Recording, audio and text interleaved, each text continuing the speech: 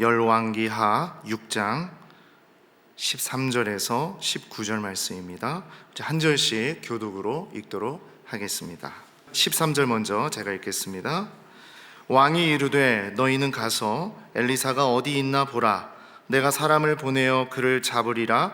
왕에게 아뢰어 이르되 보라, 그가 도단에 있도다 하나이다. 왕이 이에 말과 병거와 많은 군사를 보내매 그들이 밤에 가서 그 성읍을 에워쌌더라. 하나님의 사람의 사환이 일찍이 일어나서 나가보니 군사와 말과 병거가 성읍을 에워쌌는지라. 그의 사환이 엘리사에게 말하되 아, 내 주여, 우리가 어찌하리이까 하니 대답하되 두려워하지 말라. 우리와 함께 한 자가 그들과 함께 한 자보다 많으니라 하고 기도하여 이르되 여호와여, 원하오건대 그의 눈을 열어서 보게 하옵소서 하니 여호와께서 그 청년의 눈을 여심해 그가 보니 불말과 불병거가 산에 가득하여 엘리사를 둘렀더라.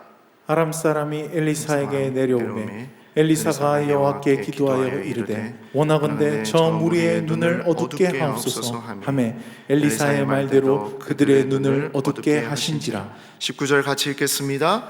엘리사가 그들에게 이르되 이는 그 길이 아니요 이는 그 성읍도 아니니 나를 따라오라. 내가 너희를 인도하여 너희가 찾는 사람에게로 나아가리라 하고 그들을 인도하여 사마리아에 이르니라. 아멘.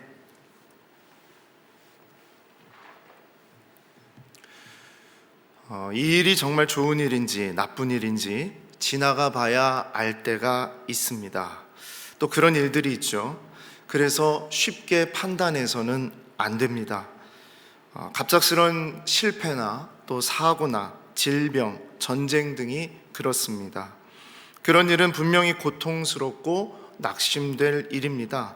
그런데 시간이 지나고서야 그 일이 얼마나 특별한 일이었는지, 인생의 획을 긋는 일이었는지 알게 될 때가 있습니다. 우리는 지난 한 해 참으로 처참한 일을 겪었습니다. 그 정도가 너무 심해서 전대미문의 사건이라고까지 말했습니다. 거기에 우리는 우리의 밑바닥을 보게 되었습니다. 우리가 얼마나 형식적이고 화려한 것에 몰두하고 있었는지, 또 우리가 얼마나 편안하고 쉬운 것만을 추구하고 있었는지, 우리가 얼마나 이기적인 삶을 살고 있었는지 여실히 드러났습니다. 그리고 우리는 사면이 완전히 막혀버린 것과 같은 그러한 삶을 살았습니다. 어디로 갈 수도 없고 움직일 수 없는 그런 막막함이었습니다. 방향을 상실했고 우왕좌왕했습니다. 그리고 우리는 그 탓을 누군가에게 돌리기에 급급했습니다. 그렇게 한 해가 저물어 갔습니다. 그리고 우리는 새해를 맞이했습니다. 우리는 무엇을 얻었습니까? 놀라운 것은 저는 지난 그 한 해의 시간 속에서 그 시간들이 그저 우리가 바닥에 머물고 있었던 그런 시간이 아니었다라는 것을 말씀드리고 싶습니다. 우리의 바닥이 드러났고 우리의 사면이 막혔음에도 불구하고 전혀 다른 길을 소망하게 된 것입니다. 그것은 바로 하늘을 향한 길입니다. 밑으로도 옆으로도 어디로도 움직일 수 없었기 때문에 우리는 그냥 그 자리에 무너지는가 했지만 하늘이 열려 있다는 것을 보게 되었습니다.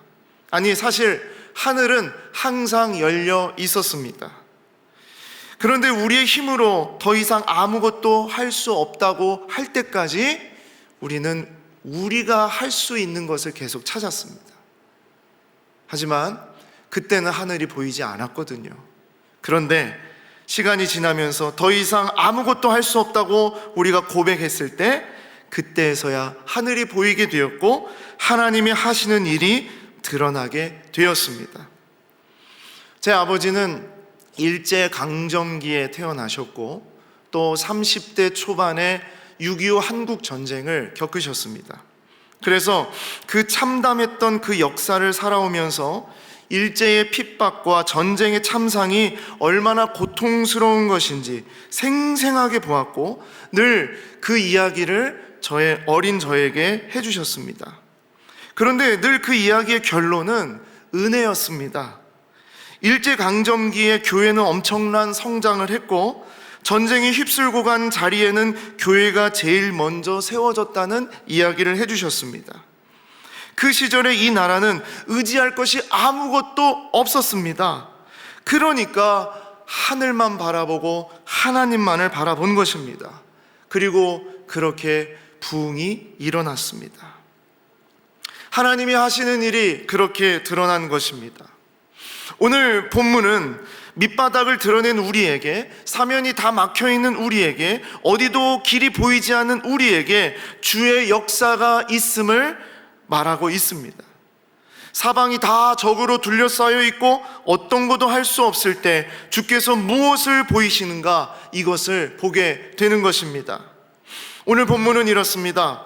아람 왕이 이스라엘과 더불어 싸우고자 했습니다. 당시 아람의 군대는 몰래 진을 치고 있다가 이스라엘 왕을 죽이기로 계획합니다. 하지만 이스라엘의 선지자인 엘리사는 아람 왕의 이런 계략을 잘 알고 이스라엘 왕을 몇 번이고 살립니다.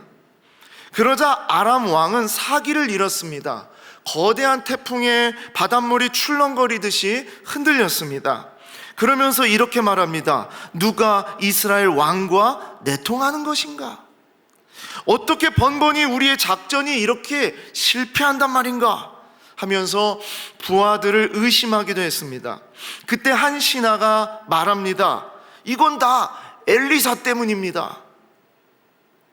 우리가 내통한 것이 아니라 엘리사가 신통한 겁니다. 이렇게 말하는 것이죠. 그러면서 무엇이라고 말하냐면 왕이 침실에서 하는 말까지도 엘리사는 이스라엘 왕에게 다 알게 할 수 있습니다. 이렇게 얘기합니다. 그러자 아람 왕은 사람을 보내서 엘리사를 잡아버려야 되겠다 결단을 하게 되죠. 그래서 엘리사의 이 신통을 제거해야 되겠다 마음먹었습니다. 그리고 하나의 정보를 얻게 되는데 그것은 바로 엘리사가 도단이라는 성읍에 있다는 얘기입니다. 아람 왕은 너무 잘 됐다 생각했죠. 왜냐하면 도단은 넓은 평지에 있었기 때문에 사방을 둘러싸기 참 좋은 그런 곳이었습니다. 그래서 아람 왕은 그곳으로 말과 병거와 많은 군사를 보내어 밤새 성읍을 에워쌉니다. 자, 엘리사 한 사람을 잡기 위해 얼마나 공을 들이는지 보십시오. 어느 틈으로 나갈 수 없도록 성을 완전히 에워싼 것입니다. 그리고 실제로 엘리사의 사원의 눈에도 그렇게 보였습니다. 자, 6장 15절 상반절에 이렇게 말합니다. 하나님의 사람의 사원이 일찍이 일어나서 나가보니 군사와 말과 병거가 성읍을 에워쌌는지라. 이렇게 성을 에워싼다는 말이 두 번이나 설명이 된 것은 완벽하게 차단되었다는 것을 의미합니다. 개미 한 마리도 빠져나가지 못하도록 철통같이 둘러쌌다는 얘기입니다. 자, 여기서 나가는 방법이 있을까요? 도망칠 수 있는 방법이 있을까요? 없습니다. 그냥 딱 잡힐 수밖에 없는 상황입니다. 사환은 탄식이 섞인 목소리로 엘리사를 찾는 것밖에 할 수 없었습니다. 그때 사환의 말이 이렇습니다. 아, 내 주여, 우리가 어찌하리이까? 여기 아라는 말은 아흐라고 하는 말로 슬픔을 나타내는 감탄사입니다. 너무너무 슬퍼하고 있는 것입니다. 이제 죽었다는 것입니다. 사환의 눈에는 끝났다는 것이죠. 바닥이 다 드러났고 사방이 다 막혀 있는 것을 보았기 때문입니다. 아, 내 주여, 우리가 어찌하리이까? 이것이 지난 한 해 우리의 호소이지 않았습니까? 질병은 창궐하고 전대미문의 단절로 인해서 모든 길은 다 막히고 사업은 너무 어려워져서 그저 견디고 버틴다는 말이 일상이 되어버린 그런 상황에서 말입니다. 하지만 엘리사에게는 전혀 다른 방법이 있었습니다. 그것은 전혀 다른 눈, 영적인 눈을 뜨는 것입니다. 사환은 성을 에워싸고 있는 아람 군대만 보고 두려워했습니다. 하지만 엘리사는 그 아람 군대보다 더 많은 하늘의 군대를 보고 있었습니다. 그래서 이렇게 고백합니다. 16절입니다. 대답하되 두려워하지 말라. 우리와 함께한 자가 그들과 함께한 자보다 많으니라. 그리고 우리 17절은 다 같이 한번 읽어보겠습니다. 시작. 기도하여 이르되 여호와여 원하건대 그의 눈을 열어서 보게 하옵소서 하니 여호와께서 그 청년의 눈을 여심해 그가 보니 불말과 불병거가 산에 가득하여 엘리사를 둘렀더라. 눈을 열어보니 놀라운 광경이 펼쳐지고 있는 것입니다. 진짜 엘리사와 함께한 자가 도단을 둘러싸고 있는 아람의 군대보다 훨씬 더 많은 것입니다. 여기 눈을 열어서 눈을 여심해, 이 말씀은 육신의 눈으로는 결코 볼 수 없었던 것을 영적인 눈으로 보게 한다는 것을 말합니다. 조건과 상황은 그대로입니다. 사환도 아람의 군대도 모두 같은 곳을 바라보고 있습니다. 하지만 엘리사는 영적인 눈으로 이 일을 바라보고 있는 것입니다. 여기엔 보이지 않는 하나님의 손길이 이미 휘감고 있었습니다. 불말과 불병거가 산에 가득했다라고 말하고 있습니다. 이 가득했다라는 단어, 이 단어는 공간적으로 충만하다, 시간적으로 때가 완성되었다, 그런 단어입니다. 이것은 하나님의 능력을 드러내시는 것입니다. 지상의 어떠한 무력도 하늘의 군대를 결코 이길 수 없다라는 것을 보여주시는 것입니다. 하나님의 편재하심을 의미하는 것이며 하나님은 늘 하나님의 사람들을 지키신다는 말씀입니다. 그리고 이 싸움은 너무도 간단하게 마무리됩니다. 사실 저는 하늘의 군대가 아람의 군대를 어떻게 쳐 부서뜨리는가 기대했던 적도 있습니다. 여러분, 반지의 제왕이라는 영화를 보셨죠? 이 소설 반지의 제왕의 작가인 J.R.R. 톨킨은 아마도 성경의 이 부분을 상상하면서 반지의 제왕의 전투 씬을 쓰지 않았는가, 그렇게 생각이 됩니다. 셀 수 없는 어떤 그 영혼의 군사들이 악한 군대를 쳐부수는 장면이 나오는데 이게 얼마나 통쾌했는지 모릅니다. 저는 사실 그런 장면을 기대했거든요. 그런데 하늘의 군대는 직접 싸우지 않았습니다. 왜냐하면 그렇지 않아도 충분히 이길 수 있는 싸움이었기 때문입니다. 18절 말씀입니다. 아람 사람이 엘리사에게 내려오매 엘리사가 여호와께 기도하여 이르되 원하건대 저 무리의 눈을 어둡게 하옵소서 하매 엘리사의 말대로 그들의 눈을 어둡게 하신지라. 아람의 군대는 길을 잃었습니다. 그들의 눈이 어두워졌기 때문입니다. 앞을 못 본다는 것이 아니라 자기들이 왜 거기에 있는지 깨닫지 못하는 영적으로 어두운 그런 상태가 된 것입니다. 엘리사를 잡으러 왔지만 정작 엘리사를 알아보지도 못하고 엘리사의 뒤를 따라가면서 20km나 떨어져 있는 사마리아까지 가는 어처구니 없는 짓을 하게 되는 것입니다. 영적인 눈이 가려지면 그렇게 길을 잃는 것입니다. 자, 보십시오. 완전히 사면이 다 막혀버린 상황이라 할지라도 이 상황 속에서 어떤 고백이 나올 수 있는 것입니까? 우리와 함께한 자가 그들과 함께한 자보다 많으니라. 이것이 최종적인 고백인 것입니다. 그러면 바닥의 끝을 보고 사면이 다 막혀버려 있는 그런 상황이 나쁜 일입니까? 정말 끝난 일입니까? 아닙니다.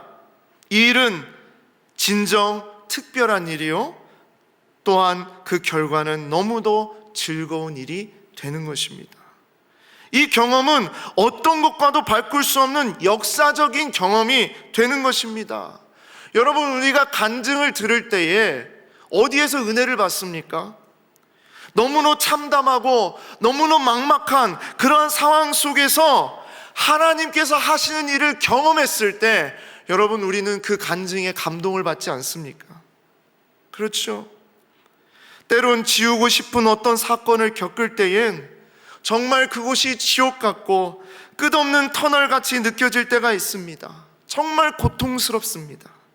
하지만 그 시절을 지나고 볼 때 그때만큼 주님을 만났던 적이 있었는가? 그때만큼 주의 은혜와 사랑이 가득한 적이 있었는가? 그렇게 간절했던 적이 있었는가 하는 것입니다.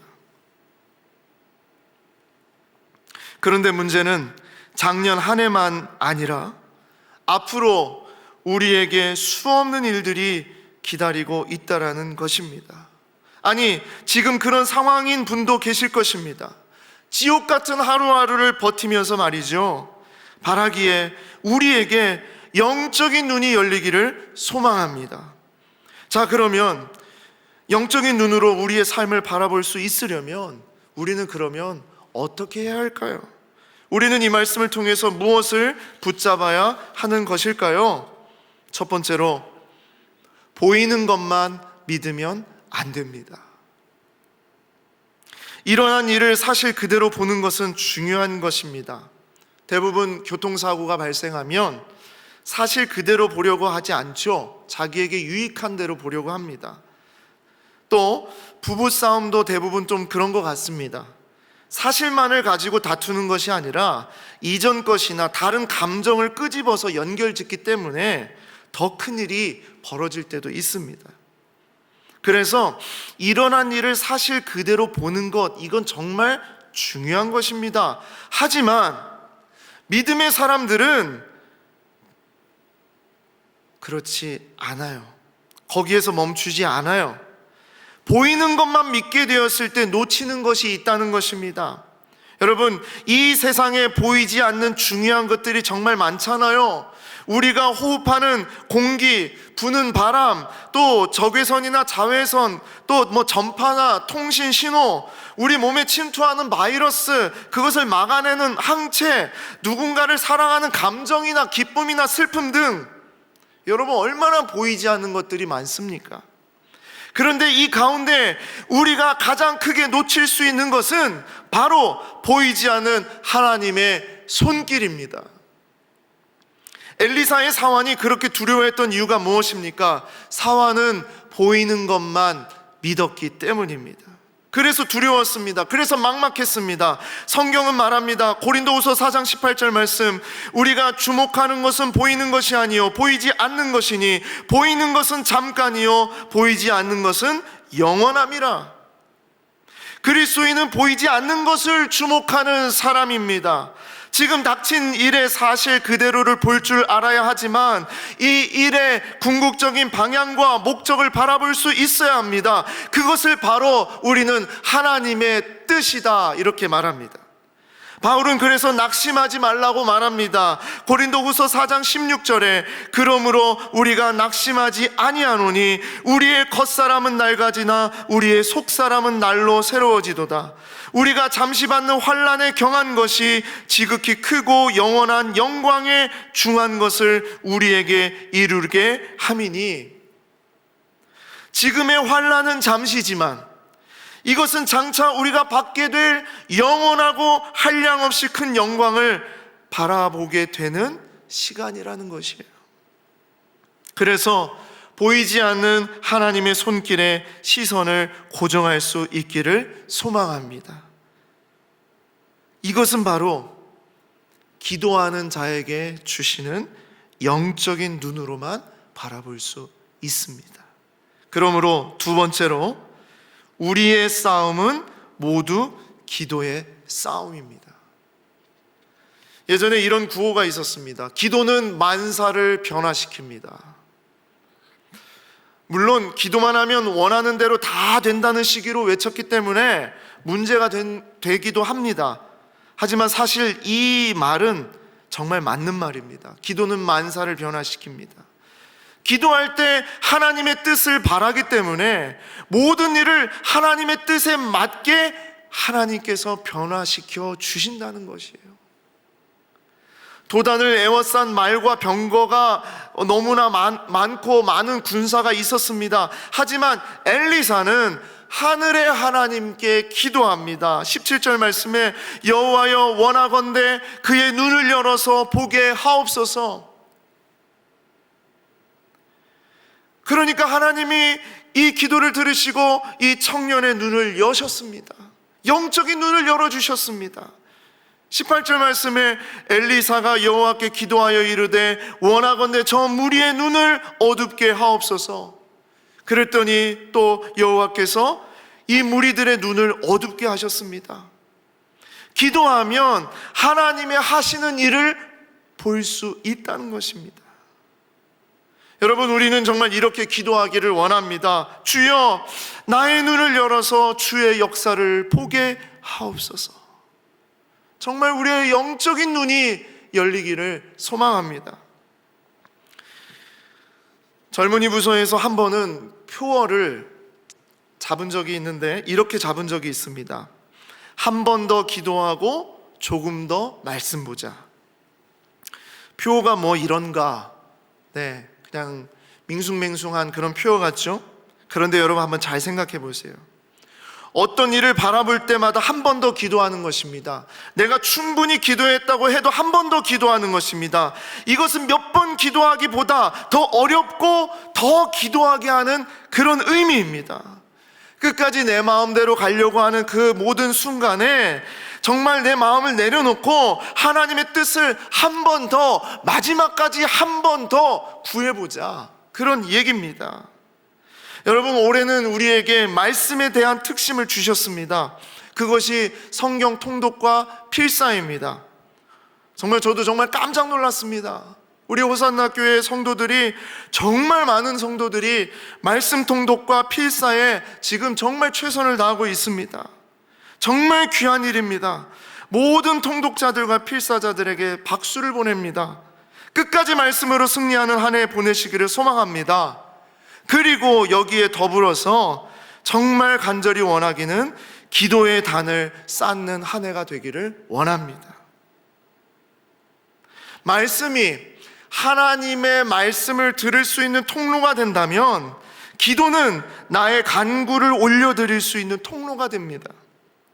기도의 자리는 하나님과 소통하는 그 어떤 자리보다 중요하며 어떤 시간보다 우선이 되어야 합니다. 예수님의 기도가 그랬습니다. 예수님의 삶이 그랬습니다. 누가복음 5장 15절 16절에 예수의 소문이 더욱 퍼짐에 수많은 무리가 말씀도 듣고 자기 병도 고침을 받고자 하여 모여오되 예수는 물러가사 한적한 곳에서 기도하시니라. 수많은 무리가 말씀도 듣고 자기 병도 고침을 받고자 하는데 예수님은 그 자리를 물렸다는 얘기입니다. 만약 요즘에 이런 사람 있으면 엄청나게 욕먹을 겁니다. 아픈 사람이 그렇게 있는데 그 사람을 제쳐두고 어디를 간단 말입니까? 하지만 예수님은 그 어떤 일보다, 그 어떤 누구보다 하나님과 깊은 사귐을 우선으로 여겼다는 것입니다. 늘 한적한 곳으로 가셔서 기도하셨습니다. 그리고 그 힘으로 맡은 사명에 최선을 다하셨습니다. 우리 모두는 기도하는 골방이 있어야 합니다. 골방은 자신만의 은밀한 영역입니다. 어떤 분은 가정에서, 어떤 분은 직장에서, 또 새벽 기도로, 어떤 분은 중보 기도나 그루터기 기도회에서, 어떤 분은 목요 기도회나 금요 성령 기도회에서 기도의 골방을 삼고 기도합니다. 정말 저는 제가 젊은이들을 담당하는 그런 교육자이기 때문에 더 그런지 모릅니다만 정말 고무적인 일은요, 우리 젊은이들이 정말 기도를 쉬지 않는다는 것입니다. 여러분, 매주마다 100여 명 이상, 100에서 200명 되는 이 청년들이 모여서 그렇게 뜨겁게 기도합니다. 저는 호산나의 미래가 정말 이 기도하는 젊은이들에게 있지 않는가, 이렇게 생각됩니다. 여러분, 요즘에 우리 젊은이들이, 우리가 막 교육자들이 좀 이제 방학도 좀 하고 좀 이렇게 좀 쉬었다가 다시 하자 이런다 하더라도요, 젊은이들이 모여서 기도하게 해달라고, 모이게 해달라고, 기도를 쉬지 않게 해달라고 그렇게 얘기를 해요. 정말 이것은 너무나도 귀한 일입니다. 그리고 마지막으로 우리가 알아야 할 것이 있습니다. 엘리사가 불말과 불병거를 모은 것이 아니란 것이에요. 이미 그 자리에는 불말과 불병거가 있었고 사환은 그것을 이제야 볼 수 있었다는 이야기입니다. 그래서 마지막으로 우리는 이것을 보아야 합니다. 하나님이 하시고 하나님이 이루십니다. 이 말은 이미 이루신 주의 역사를 우리는 보는 것뿐이다 라는 것입니다. 엘리사는 정말 대단한 사람이죠. 하지만 엘리사가 대단한 것이 아닙니다. 이 싸움을 주관하시며 승패를 쥐고 계시는 분은 하나님이십니다. 엘리사는 그저 이 싸움의 주권이 누구인지, 누구에게 있는지 기도로 볼 수 있도록 했을 뿐입니다. 엘리사가 뭔가 능력이 있어서가 아니라 하나님이 이미 이루신 것을 보게 한 것입니다. 그렇습니다. 우리는 여기서 믿음의 정의를 다시 내려야 합니다. 이렇게 믿는 사람들이 있어요. 내가 기도하니까 하나님이 내 기도대로 막 움직이시고 그렇게 일하신다고, 하나님을 도깨비방망이처럼 생각하는 거예요. 물론 하나님은 우리의 기도를 들어주시는 분이십니다. 하지만 언제나 나의 생각보다 더 좋은 것을 주시는 분이십니다. 무슨 얘기입니까? 내 수준으로서의 결과가 아니라 하나님이 준비하신 것을 보게 해달라는 것. 그랬을 때 정말 내가 상상할 수 없는 하나님의 놀라운 그 은혜를 경험하게 된다는 것. 하나님은 이미 나에게 가장 좋은 것을 준비해 놓으셨습니다. 그런데 기도를 하지 않으니까 그걸 볼 수가 없는 거예요. 그래서 기도하면 그 좋은 것을 볼 수 있는 눈을 열어 주실 줄 믿습니다. 우리는 이런 경험을 단기 선교를 다녀올 때마다 느낄 수 있는 특별한 경험으로 그렇게 고백합니다. 그토록 멀고 그토록 낙후된 오지로 들어가서 선교의 사역을 진행하려고 할 때 팀원들이 이구동성으로 하는 말이 있습니다. 그 이야기가 무엇입니까? 이미 주께서 그곳에서 일하고 계셨다는 거예요. 우리가 뭔가를 하러 간 것처럼, 우리가 뭔가를 가르치러 간 것처럼, 우리가 정말 특별하게 우리가 아니면 그들이 살 수 없는 것처럼 우리는 그렇게 생각을 했지만, 그곳에 가서 이미 하나님의 일하심을 경험하고 배우고 돌아오는 것입니다. 하나님이 그들을 얼마나 사랑하시는지를 보게 되는 것입니다.